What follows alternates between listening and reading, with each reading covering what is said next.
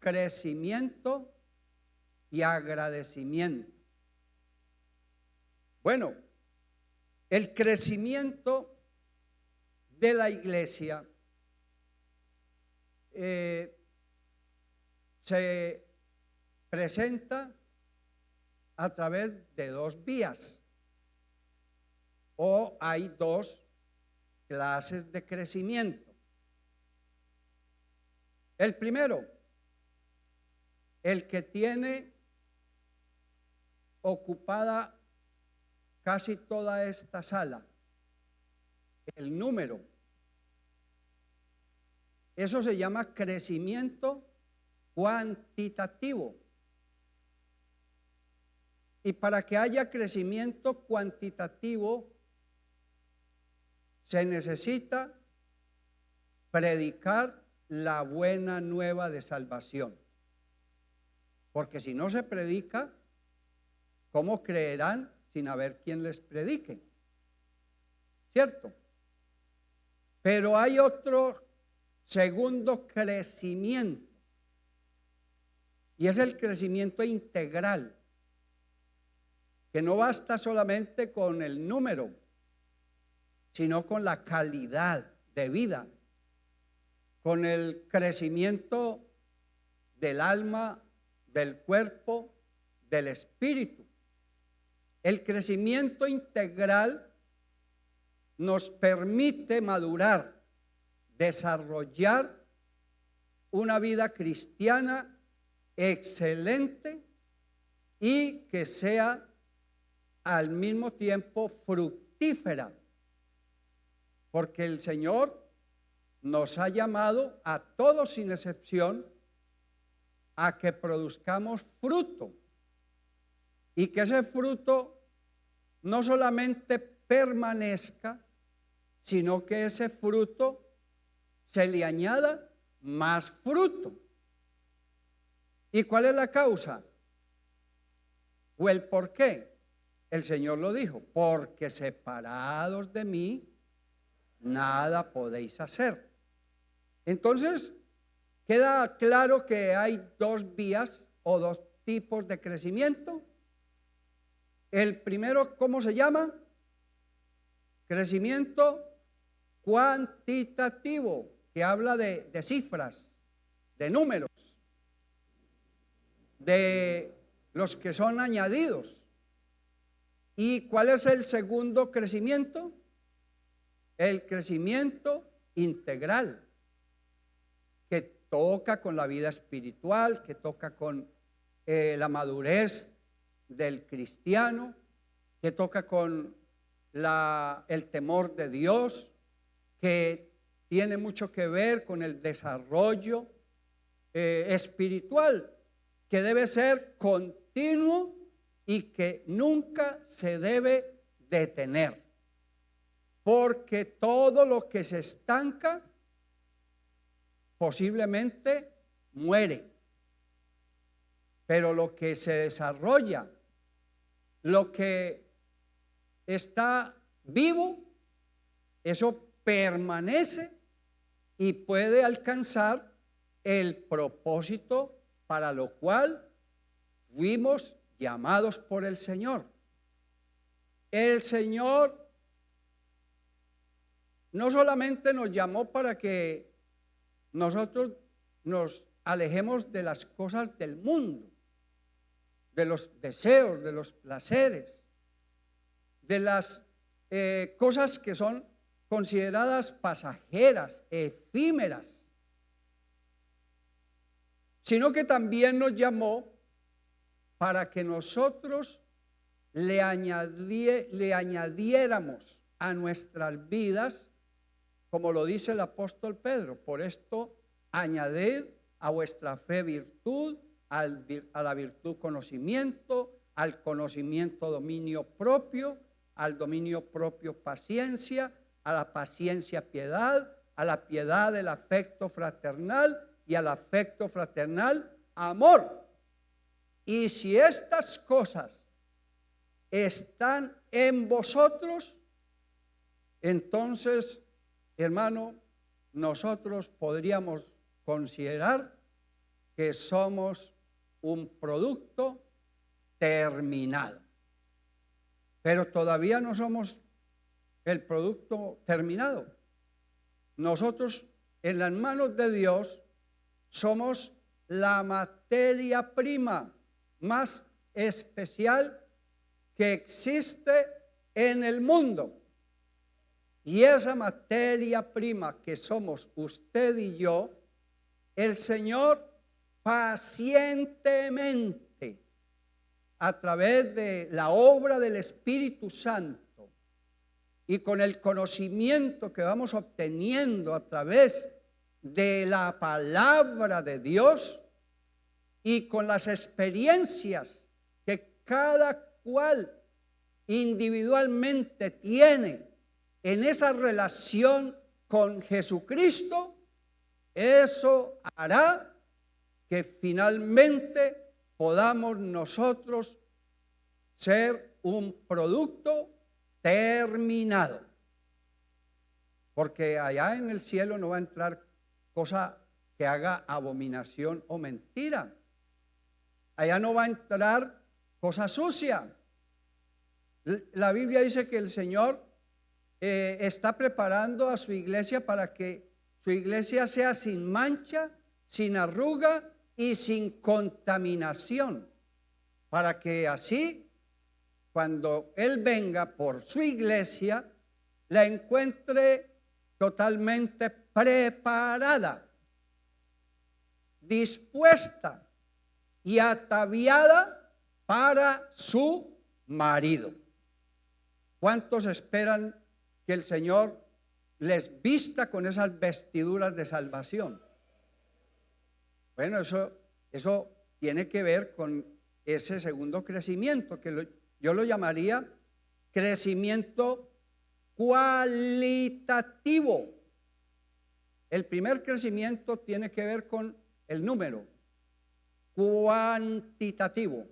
Y este segundo crecimiento se puede denominar crecimiento cualitativo, que habla de la calidad, de la excelencia, de lo que se está elaborando para mejorar. Amén. De lo que está día tras día madurando, porque cada día en nosotros debe haber maduración, crecimiento, hasta llegar a la estatura de la plenitud de Cristo. Amén. Gloria al Señor. Ahora, para que exista ese crecimiento cualitativo, pues hay que obligatoriamente hablar de las bondades del Evangelio. Sí, el Evangelio, hermano, sáquese ese paradigma de que el Evangelio simplemente es cargar la Biblia y llevársela para el templo. O sáquese el paradigma de su mente de que el Evangelio, en el caso de las damas, es vestirse largo. Sáquese la idea de que para los caballeros el Evangelio es quitarse la barba. No, el Evangelio no consiste en esas manifestaciones externas. El Evangelio de Jesucristo, como lo vamos a ver ahora, tiene otras consideraciones y otras características y manifestaciones que van más allá de lo externo, de lo ritual, de lo religioso, para llegar a convertirse en una estrecha relación con el Señor. Veamos, por ejemplo, hay que redefinir qué significa la expresión evangelio o buena nueva. Bueno, volviendo al versículo primero, por favor, regresemos. Esta es una escritura mesiánica que apunta a Cristo como unos un poco más de, creo que más de 700 años, que fue el tiempo en que Isaías recibió las revelaciones de parte de Dios. Y esas revelaciones generalmente apuntaban al advenimiento de un Mesías que salvaría a Israel de sus pecados. Entonces, estos dos versículos, 1 y 2 de Isaías 61, apuntan al propósito por el cual ese Mesías habría de venir a la tierra. Y lo dice de esa manera: el Espíritu de Jehová el Señor está sobre mí, porque me ungió Jehová. Entonces, ahí viene las bondades del Evangelio. Dice: me ha enviado a predicar buenas nuevas ¿a quiénes? A los abatidos, a los que tienen la moral por el suelo, a las personas que se sientan, digámoslo, con el autoestima muy bajo, que no tienen valor, que están pasando por un momento tal vez de tristeza, de frustración, o en el peor de los casos, gente deprimida. Esos son los abatidos. Entonces el Evangelio le trae a ese tipo de personas una nueva, una buena noticia. Amén. Pero también el Evangelio, que es integral, viene a vendar a los quebrantados de corazón. Corazones rotos se ven hoy día. Es el pan de cada día ver corazones rotos, gente decepcionada porque tuvo un mal de amor, un amor no correspondido, porque se quebró una relación matrimonial. Se tenían tantas esperanzas y tantas ilusiones, y por aquellas cosas de la vida, esa pareja se repudiaron el uno con el otro y lamentablemente terminaron en una separación, en un divorcio, y eso trae quebrantamiento al corazón. Eso trae que se lastima el alma, pero no solamente a través de haberse roto una relación matrimonial, sino a través de una frustración, de algo que usted había planeado bien intencionadamente, pero las cosas no se dieron. Y entonces se truncaron sus planes, y eso le trajo a usted un corazón quebrantado.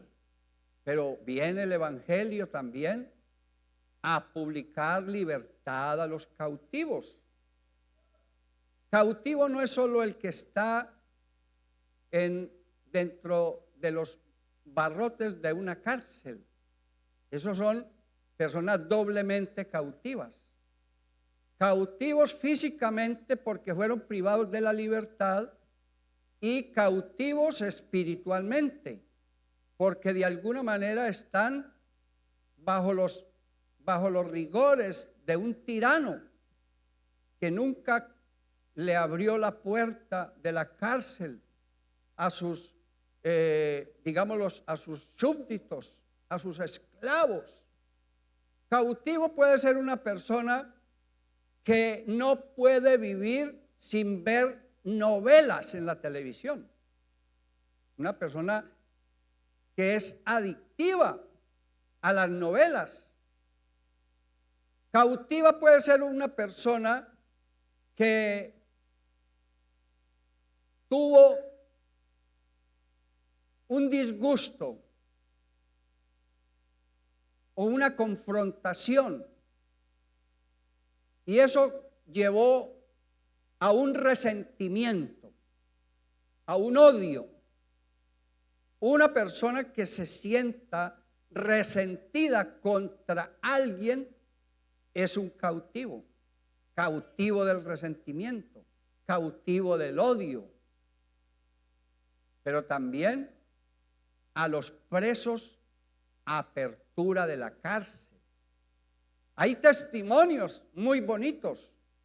Yo conocí el caso de un muchacho que lamentablemente le quitó la vida a otra persona y le dieron una sentencia de 24 años de cárcel. Y tuve la oportunidad con la hermana Nelly de López, que yo la considero que fue como la apóstol de la obra carcelaria en Colombia. Y hermano, yo tuve la oportunidad de conocerlo y de dialogar con él y con otros internos de la penitenciaría de Ibagué en aquel entonces. Y al poco tiempo de haberlo conocido, luego lo vi como asistente en una iglesia. Y yo tuve la oportunidad de hablar con él y decirle: hombre, me siento tan contento de verte. Te dieron algunos días de libertad. Y me dijo: no, ya me declararon inocente. Ya salí de la cárcel. Y hermano, eso no lo hace sino el Señor, porque Él es el que abre las puertas de las cárceles. Ustedes recuerdan el pasaje de Pablo y Silas, ¿cierto? Ellos estaban ¿dónde? En una cárcel. ¿En qué ciudad? En Filipos. Dice que no se ponían allá a lamentarse ni a llorar y a sentir y a expresar una frustración, un dolor, ni un resentimiento. ¿Por qué nos trajeron aquí? Vea, eso me pasa por predicar el evangelio, eso me pasa por haber hecho ese milagro. No, ellos por el contrario, muy agradecidos por padecer persecución por causa del nombre de Jesús. Y ambos cantaban himnos a Dios. Es el único caso donde yo veo internos alabando a Dios más contentos que muchos de los que estaban afuera en la libertad. ¿Ah? Y hermano, dice la palabra del Señor que a medianoche entró el ángel de Jehová, rompió las cadenas, se abrieron las puertas y Pablo y Silas salieron a la libertad. ¿Por qué? Porque ellos no habían hecho nada digno de condenar. Y entonces Dios, que es grande en misericordia y que cumple sus promesas, allí se cumplió, que se rompieron las cadenas y los soltaron. Volvamos a la cita de Isaías 61, por favor. Versículo 2. En el versículo 2 dice que Jesús vino a proclamar, a predicar el año de la buena voluntad de Jehová. Hermano, no es un año solar, no es un año de 365 días, es una expresión más bien alegórica, hablando de un tiempo, de una dispensación. Y una dispensación no tiene fecha. Una dispensación en la soberanía de Dios puede durar 5, 10, 20 años, 700, 1000 años, 2000 años, o el tiempo que Dios estime conveniente en el tiempo de Dios. Ese es ese año de la buena voluntad de Dios. Mire, van hasta hoy 2025 años en que se está cumpliendo esta escritura, porque todavía la buena noticia justicia se sigue proclamando en toda la tierra. Alabanzas al nombre de Jesús. Y aquí viene la otra cara de la moneda, ¿cierto? ¿Y el día de qué? De venganza del Dios nuestro. O sea, que todas las personas, porque todos el Señor nos ha dado entendimiento, nos ha dado la capacidad de conocer y hacer diferencia entre lo que es bueno y lo que es malo. El Señor nos ha dado también una gran riqueza que se llama autonomía propia. Esto quiere decir que cada uno de nosotros puede tomar la decisión que crea que es la más conveniente. Usted se puso ese vestido que tiene, nadie se lo impuso, fue por su propia voluntad. Usted en esta mañana, antes de venirse para la escuela dominical, se comió unas empanadas, otro se comió arepa con caldo como fui yo. Otro se comió cualquier otro tipo de alimento y lo hizo ¿por qué? Porque usted y yo somos autónomos y según lo que nos agrada, eso nosotros elegimos para levantar el ayuno en este día. Eso obedece pues a esa autodeterminación que cada uno hace uso de su propia vida en cuanto a sus decisiones. Gloria al Señor. Dios no obliga a nadie a tomar decisiones.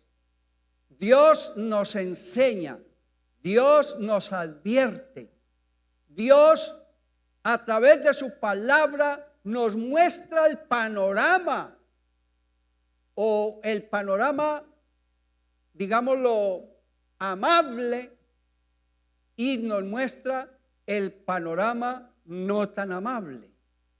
Porque todos, sin excepción alguna, tendremos algún día que comparecer ante el tribunal de Cristo. Hay un refrán. A mí me encantan los refranes. Gloria al Señor. Y esto va como anillo al dedo al refrán que yo me sé y que usted seguramente lo ha escuchado.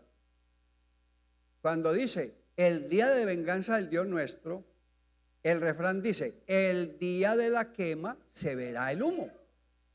Amén. La gente se puede burlar de Dios todo lo que quiera y Dios no se lo va a impedir. La gente puede tomar este evangelio como algo ligero, como algo sin importancia, como un pasatiempo y relajarse. Haga lo que quiera, que Dios no lo va a impedir. Pero sépalo, que el día de la quema se verá el humo. Sepa que usted, aleluya, y yo tendremos que rendir cuentas delante de Dios. Amén. Eso es lo bonito del evangelio, que el evangelio le muestra a usted la cara amable y sonriente y le muestra la otra cara de la moneda. Amén. Y de cada uno de nosotros depende qué decisión quiera tomar. Amén. Bendito sea el nombre del Señor. Hermano, esa frase buena nueva es una traducción del griego evangelium. Evangelium en el contexto religioso o en el contexto bíblico trata del mensaje de salvación y redención contenido en Jesús y expresado en su palabra. Cuando usted lee la Biblia, usted está leyendo una buena nueva, de principio a fin, porque la Biblia contiene la buena nueva, y esa buena nueva viene de parte de Dios. Amén. Bendito sea su santo nombre. El mensaje central de toda la Biblia es el mensaje de Jesús. Y la Biblia dice que Jesús vino a la tierra para salvar a la humanidad de tres cosas. Bueno, de muchas más, pero yo quiero hacer hincapié en estas tres cosas. Jesús vino a la humanidad para salvarnos, primero, de pecado. ¿A cuántos salvó el Señor de pecado? Los vino a salvar de condenación. ¿Cuántos se sienten que ya, si el Señor viniera hoy, se van con Él? Y vino a salvar a la humanidad de la más grande y terrible sentencia, que es la muerte. Porque en realidad, el que muere en la gracia de Dios realmente no muere, sino que descansa. Hay una expresión que se dice muy bonita, que solamente se puede decir en el contexto de un fiel cristiano. Pasó a estar con el Señor. Pero una persona que no es fiel cristiana y que ni siquiera ha abrazado la gracia salvadora del Evangelio, lamentablemente no se le puede decir que pasó para estar con el Señor. ¿Sí? Hay tristeza y por eso la gente llora. Por eso vemos a veces espectáculos grotescos de gente llorando sobre el féretro de un fallecido, y es como el remordimiento, y es como el pesar, es como el dolor. Se perdió. Pero el Señor no quiere la muerte del pecador. Lo que el Señor a través del Evangelio quiere es que el pecador se arrepienta y viva. Y esa promesa de parte de Dios para los que mueren en el Señor. Bienaventurados de aquí en adelante los muertos que mueren en el Señor. Descansarán de sus trabajos, pero sus obras con ellos siguen. O sea, que Dios los aprueba porque terminaron la carrera con gozo. Pelearon la buena batalla, guardaron la fe y entonces esperan, después de la resurrección, recibir la corona de vida que Dios ha prometido para los que le aman. Bendito sea su santo nombre. El Evangelio no es otra cosa que un mensaje de liberación y esperanza. A través del Evangelio, Dios ofrece, oiga esto, el Evangelio, que es la gracia de Dios, libera de pecado, de condenación y de muerte. Pero a cambio de esas tres cosas, el Evangelio de Jesucristo ofrece perdón, reconciliación y vida eterna a todos los que crean en Jesús. Ese versículo que a la gente hasta inconversa y hasta en los escenarios públicos a veces aparece por ahí, hasta las piedras hablando. Usted no ha visto por ahí esa cita de Juan 3:16, que nosotros hasta los niños desde escuela dominical aprenden a conocer. ¿Qué dice Juan 3:16? Porque de tal manera, dígalo usted, amó Dios al mundo que ha dado a su Hijo unigénito para que todo aquel que en Él cree tenga vida eterna. Ahora, la pregunta es, ¿disfrutas y tienes la seguridad de la vida eterna? Bendito sea el nombre admirable de Jesús. Este mensaje de Cristo ha cambiado la vida de millones de personas a lo largo de la historia y sigue siendo un mensaje de esperanza para la gente hoy día. Hermano, hoy día para el mundo no hay esperanza. El mundo dice, así como vamos muy mal. Nadie está contento con el gobernante que lo gobierna.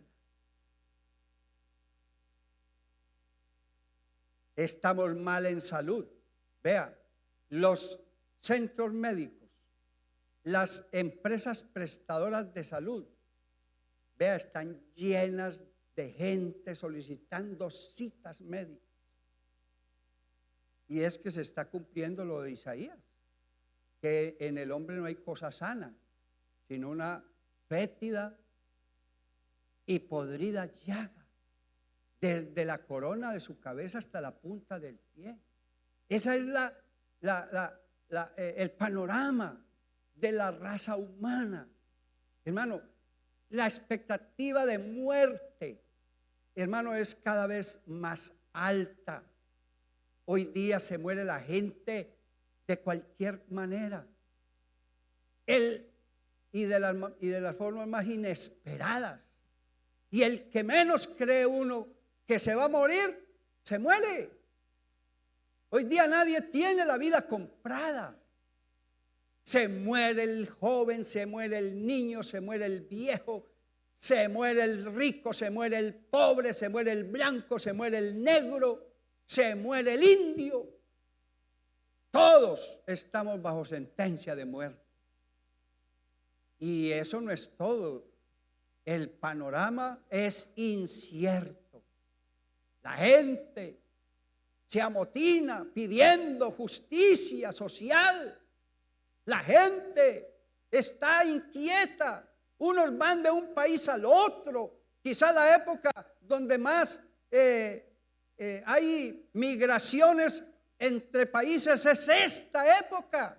Nadie está conforme, nadie está contento donde viven y cómo vive. Y eso es un ir y venir de multitud de gentes buscando mejores oportunidades de vida. Pero nada se arregla. Por el contrario, todo va de mal en peor. Hay poder en la sangre de Cristo Jesús. Pero yo quiero decirte que hay una buena noticia.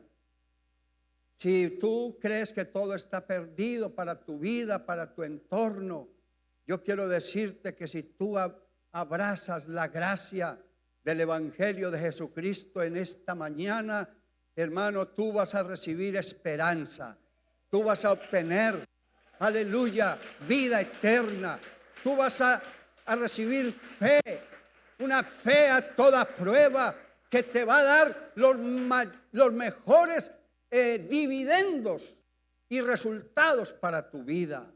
Alabanzas al que vive para siempre. Y quiero decirte también que el Evangelio de Cristo es para todos. Hay gente que dice, yo he sido tan malo que no creo que tenga perdón de Dios. El diablo mentiroso es el padre de mentira. Al diablo le conviene que tú creas que no tienes perdón de Dios. Al diablo le conviene que tú creas que eres un pobrecito. Al diablo le conviene que tú no levantes la cabeza. Por eso al diablo le gustó cuando entre los gadarenos hubo liberación. Ellos buscaron a los marranos, porque los marranos viven con la cabeza agachada y difícilmente pueden ver la luz del sol. Y así el diablo quiere mantener a la gente como marranos, como puercos, que no creen que pueden tener una vida mejor. Mentiras del diablo. Porque, hermano, el evangelio de Jesucristo no hace acepción de personas. Cualquiera que sea la raza, cualquiera que sea la cultura, cualquiera que sea la condición espiritual o social o mental del ser humano, hermano, la gracia del Señor es para todos.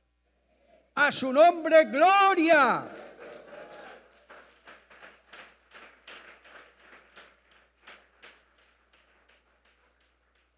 Y el evangelio tiene como propósito llamar a la fe, al arrepentimiento y a la transformación de la vida de todo aquel que voluntariamente lo recibe.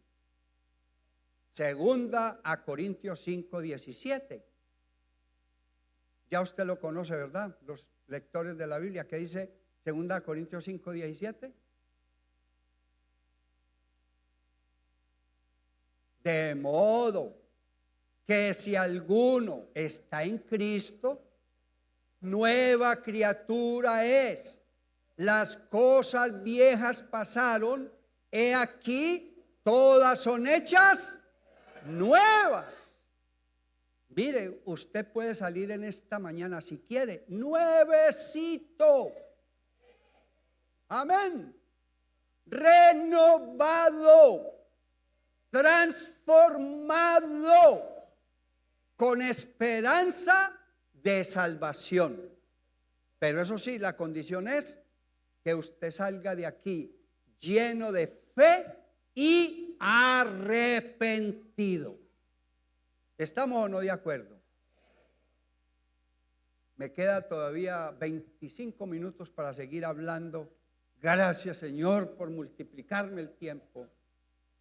Aleluya, me está rindiendo el tiempo hoy, gloria a Dios. Otros beneficios y bondades del evangelio por los cuales debemos estar nosotros, ¿qué? Bueno, las hermanas ya saben, ¿qué dice ahí detrás de ustedes? Después del crecimiento, que es numérico y cualitativo, viene el agradecimiento. Porque nosotros, hermano, en reciprocidad con todo lo que recibimos de Dios, pues lo menos que podemos hacer es a lo menos estarle agradecidos. Amén. Y muchas veces lo hemos cantado. Agradecimiento hay en mi corazón, canto de alegría, elevo con mi voz. Muchas son las cosas que el Señor me ha dado, y en agradecimiento le sirvo a mi Señor. ¿Cuántos están agradecidos con Él? Aleluya. Sigamos. Bondades del evangelio de Jesucristo, de esa buena nueva de salvación que usted y yo hemos escuchado y la seguiremos escuchando hasta que Él venga. El apóstol Pablo, que es el autor de 14 cartas, mire, unas cartas a las iglesias y otras iglesias pastorales, o sea, a los líderes de las iglesias. Gloria al Señor. Dice aquí en la carta a la iglesia de Romanos, en el capítulo 1 y el versículo 1 dice: Pablo, siervo de Jesucristo, llamado a ser apóstol, apartado para el evangelio de Dios. Esto señala y enseña que el evangelio no viene por las vías humanas. El evangelio nunca pudo ser un concilio de 40 personas que son los autores de toda la Biblia, y que ellos en una sala, en una junta, se pusieron de acuerdo para escribir unos el Pentateuco, otros los libros históricos, otros los libros poéticos, otros los libros proféticos, otros los evangelios, las cartas a las iglesias, las cartas a los líderes de la iglesia y al final el Apocalipsis. No. A su debido tiempo, durante casi 1600, 1700 años, Dios mismo inspiró y reveló sus propósitos a los hombres y lo hizo usando como canal, como medio a esas personas. Pero realmente el origen, la génesis del evangelio es que el evangelio viene de Dios. Si el evangelio viniera de los hombres, hermano, ni siquiera dejaríamos de ser mentirosos, porque sea Dios veraz y todo hombre mentiroso.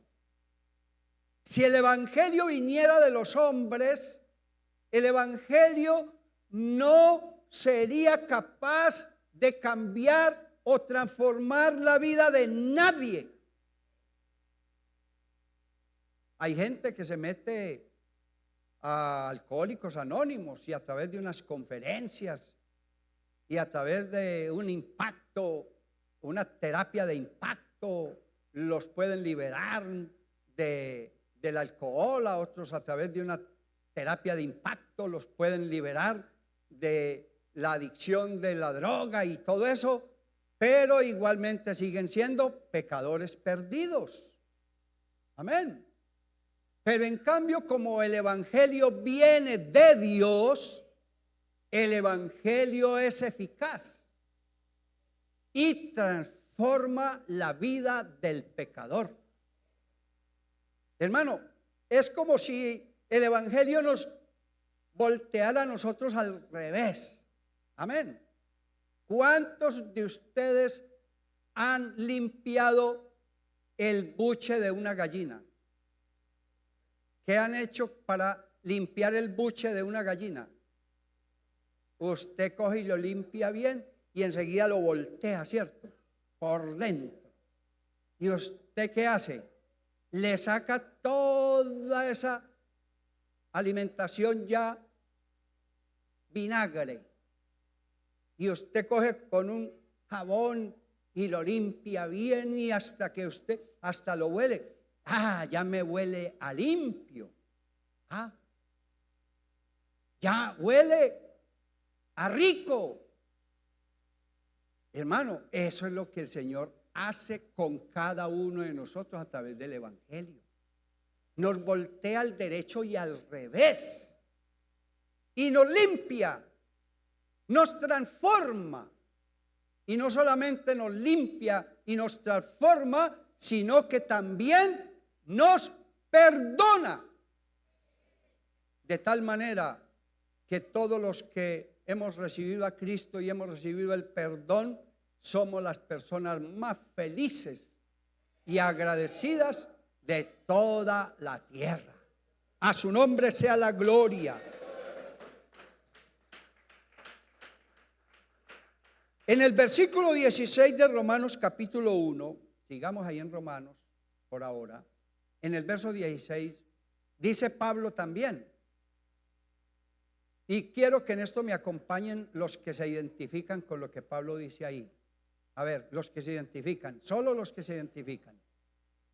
Porque no me avergüenzo del evangelio, porque es poder de Dios para salvación a todo aquel que cree, al judío primeramente y también al griego.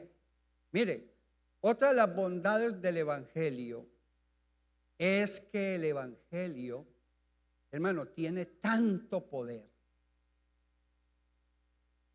que cuando usted se enfrenta a un demonio, el Señor pelea con ese demonio a favor suyo.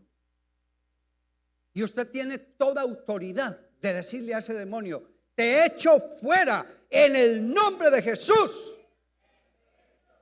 No por su capacidad, sino por ese nombre que usted está representando ahí. Porque usted está representando y está invocando el nombre de Jesús. Lo mismo aplica para una enfermedad. Usted, ante cualquier enfermedad, por aparente difícil que esa enfermedad sea, usted tiene autoridad, porque usted la recibió por delegación de parte de Dios, y usted puede declarar a ese enfermo sano en el nombre de Jesús. Aleluya. Hermano, cuando usted esté en un peligro inminente contra su vida, y en ese momento, hermano, eche memoria de ese nombre, invóquelo y el Señor lo va a guardar.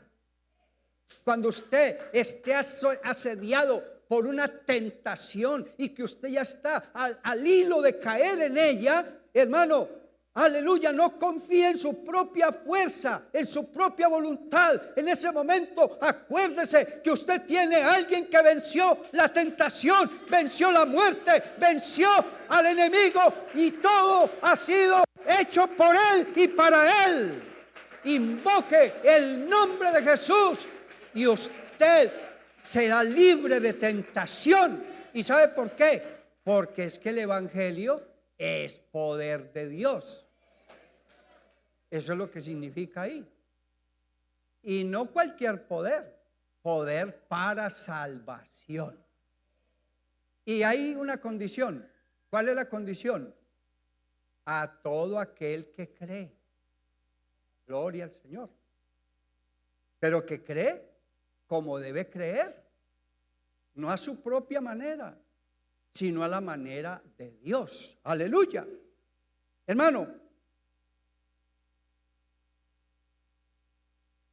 es poder de Dios para salvación, pero es esa salvación que usted y yo recibimos, que dijimos ahora que somos salvos ¿de qué? De pecado, de condenación y de muerte. Hermano, la salvación de pecado, de condenación y de muerte se realiza mediante un proceso. Vamos a mencionar cómo es ese proceso. Primero, él comienza con el perdón. Hermano, ¿qué quiere decir el perdón? Simplemente el perdón significa la remoción de la culpa. El perdón significa la remoción de la culpa. Usted, después de que abraza por la fe y se hace bautizar en el nombre del Señor Jesucristo, la culpa o las culpas que usted tenga ya son remitidas de su corazón, y el Señor anticipadamente las llevó sobre él mismo cuando dio su vida en la cruz del Calvario. Amén. Luego viene la reconciliación, que no es otra cosa que la restauración de una relación que estaba perdida con Dios. Porque cuando uno vive en el pecado y todavía no ha sido perdonado, hermano, hay una relación ahí que se interrumpe. No existe ninguna relación entre Dios y un pecador. ¿Estamos o no? Pero cuando ese pecador recibe el perdón, entonces hay una restauración de esa relación. De tal manera que se quita esa pared, esa muralla o ese impedimento que no permitía que usted tuviese una perfecta relación con Dios. También viene lo que se llama liberación. Que esta liberación significa soltarse de toda forma de esclavitud, tanto física como espiritual. Hermano, ¿quiere usted ser una persona feliz, una persona que viva una vida cristiana libre? Entonces suelte. Hay cosas, hermano, hay gente a quienes Dios ya les perdonó, pero ellos no se han perdonado. Y todavía siguen cargando ese sentimiento de culpa. Hermano, si sobre usted fue invocado el nombre del Señor Jesucristo para el perdón de sus pecados, usted ya es libre de culpa. Usted es declarado inocente.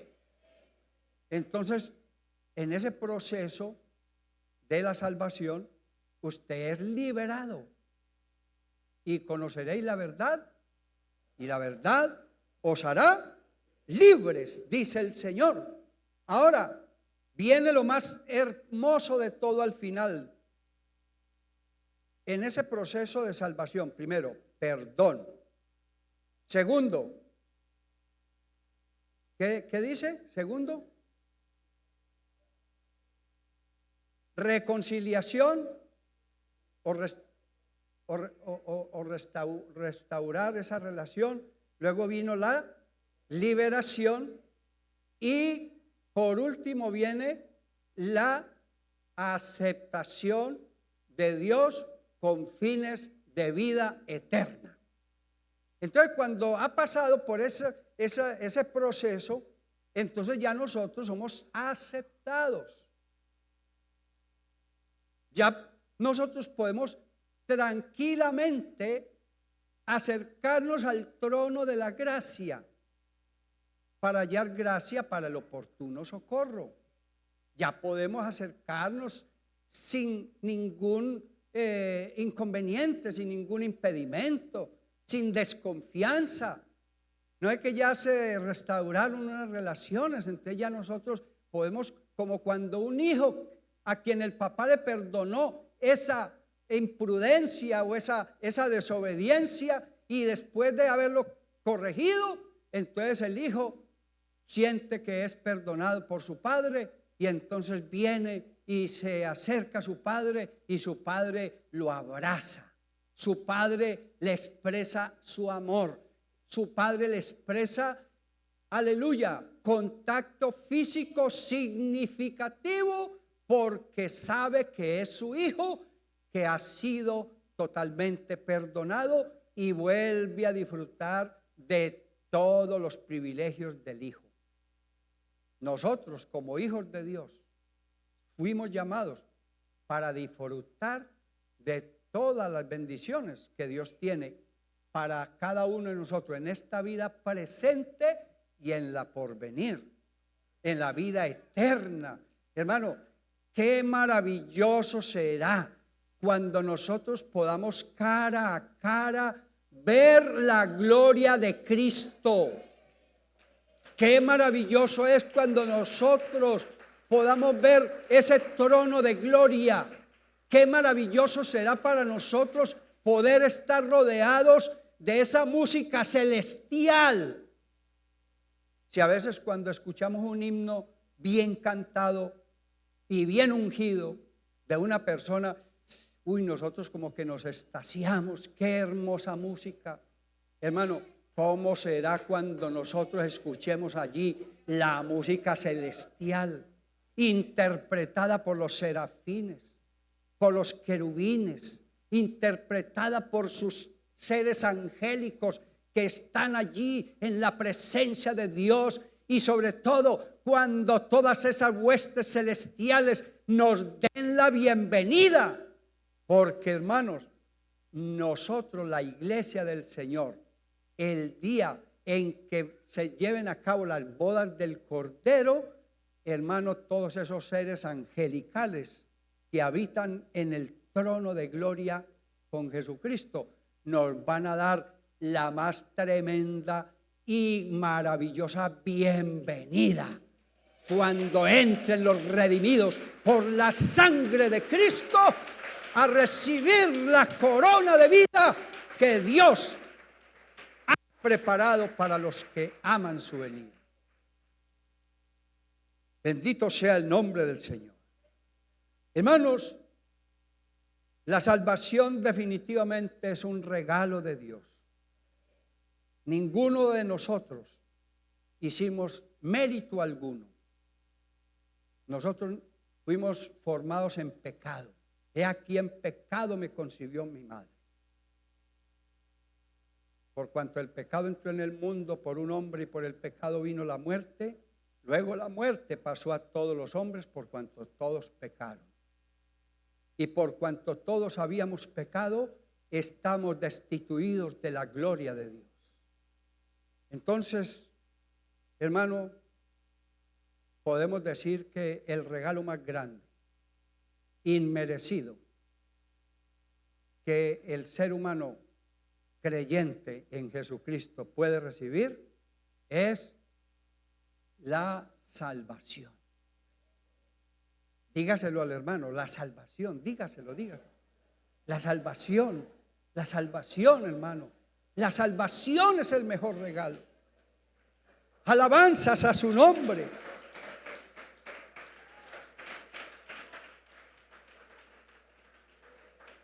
Pero además de ser la salvación un regalo de Dios, la salvación es un proceso continuo que lleva al creyente a la santificación. Es un viaje que se inicia con la fe y se desarrolla a lo largo de la vida hasta que se alcanza la gloria eterna. ¿No les gustó? Amén. Hermano, la salvación es un viaje maravilloso. Amén. Que comienza con la ¿qué? Con la fe. Y que lleva a la ¿qué? A la santificación. Sed santos, dice el Señor, así como yo soy santo. Sin santidad nadie verá al Señor. Entonces, la salvación lleva a eso, en ese proceso en el cual vamos todos. Y por eso vamos a venir los 3 días de ayuno, porque queremos santificarnos. Porque el que se santifica, la santidad tiene unas definiciones. Santo quiere decir separado, escogido, dedicado, cortado, etcétera, etcétera. Pero hermano, ¿cómo hacemos nosotros para lograr eso? Que por nuestra propia voluntad, cuando nosotros más nos acercamos a Dios, más nos alejamos de las cosas de este mundo. Eso quiere decir santificado. Usted recuerda que cuando Moisés subió a Horeb y vio la zarza que ardía pero no se consumía, ¿qué le dijo la voz de Dios a Moisés? Quita el calzado de tus pies, porque el lugar que pisas santo es. Total que cuando usted se acerca a Dios, usted se limpia de toda contaminación de carne y de espíritu, perfeccionando la santidad en el temor de Dios. Y por último, hermano, el Evangelio nos vuelve más educados, sensibles y corteses con las demás personas. Colosenses capítulo 3, versículos 12 y 13. Colosenses 3, versos 12 y 13.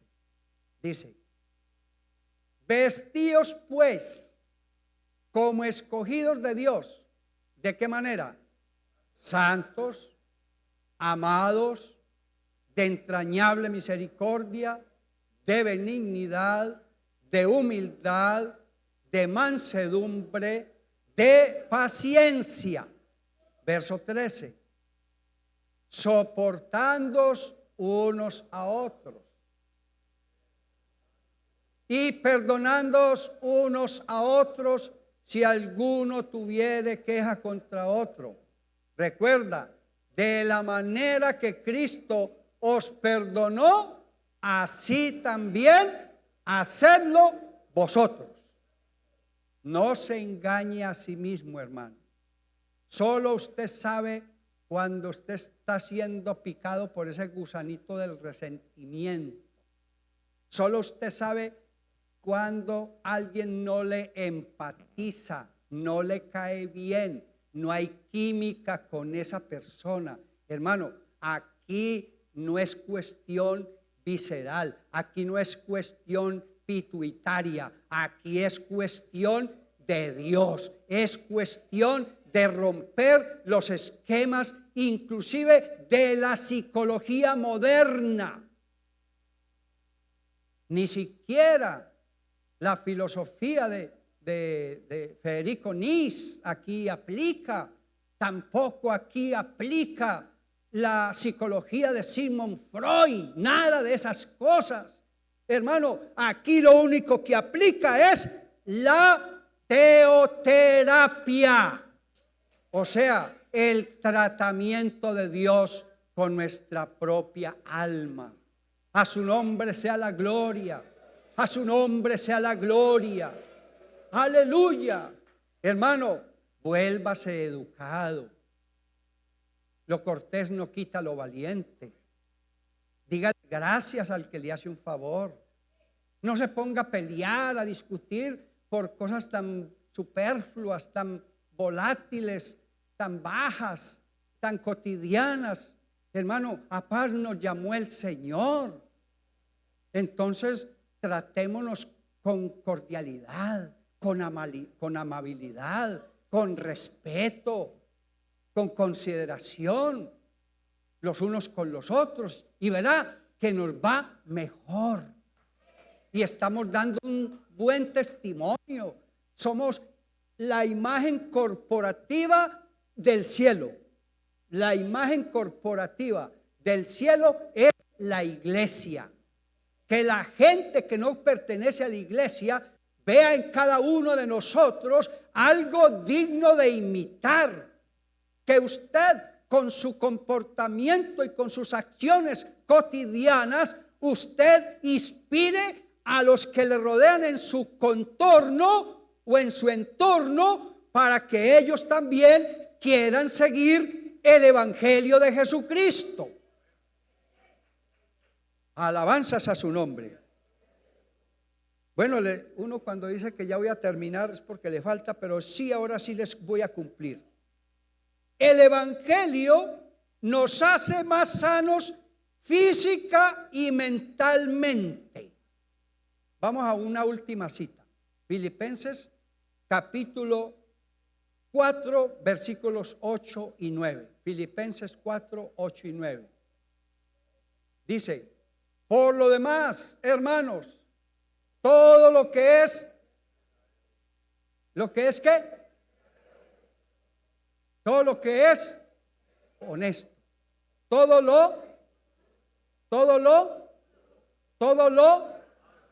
lo que es, si hay virtud alguna, si algo digno, en esto, y la causa es, verso 9, lo que aprendisteis recibisteis, oísteis y visteis en mí, esto haced, y el Dios de paz estará con vosotros.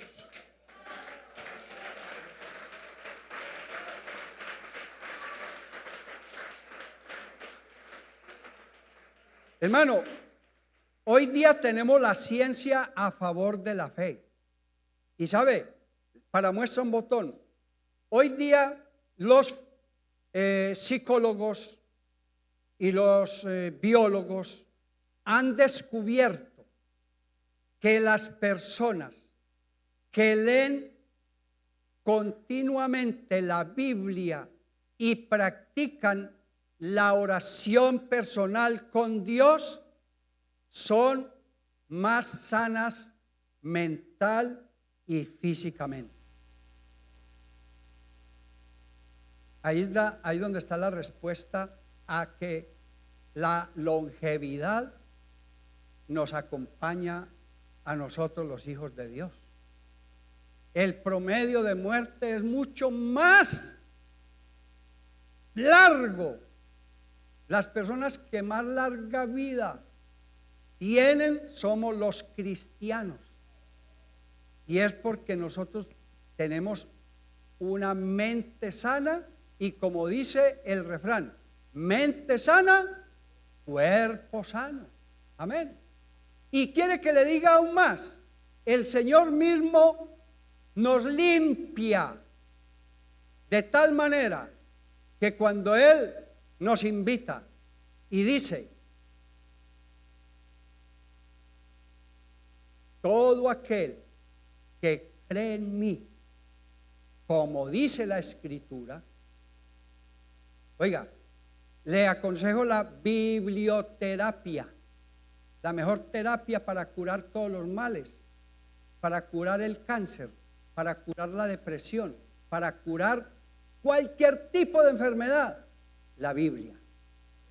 El Señor dice, el que cree en mí, como dice la Escritura, ¿cuál es la promesa? De su interior, ¿qué va a correr? Ríos de agua viva. Esto dijo del Espíritu Santo que habrían de recibir. Hermano, qué bondad tan grande la del Evangelio.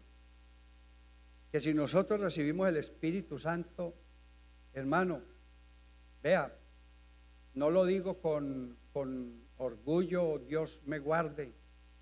Ustedes saben que yo soy humilde y se los he demostrado. Hermano,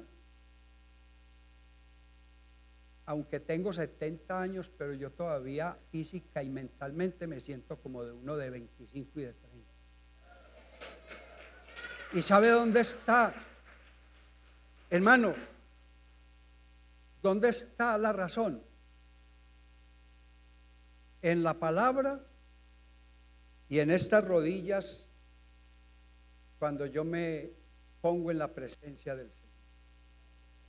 En mi relación íntima con el Señor. Haga usted el intento, hermano. Léase a lo menos 3 veces en la semana la palabra de Dios y auméntele un poquito de minutos a su oración y usted se dará cuenta los maravillosos resultados.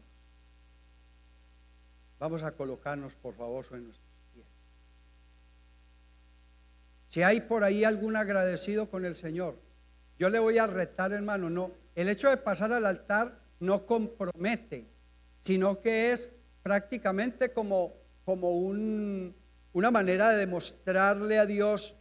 Y yo quisiera que en esta mañana, aunque todavía no estamos llegando a esa fecha del culto de acción de gracias, pero como hoy el lema también es agradecimiento, si hay